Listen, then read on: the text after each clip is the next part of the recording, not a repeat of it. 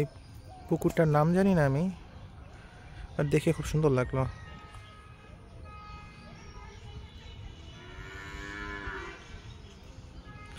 এইদিকে ইট ভাটা, এই যে এটা ইট ভাটা এই সাইডে।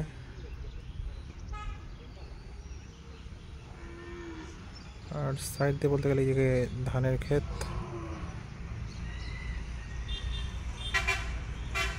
আর এই যে এখানে পুকুর।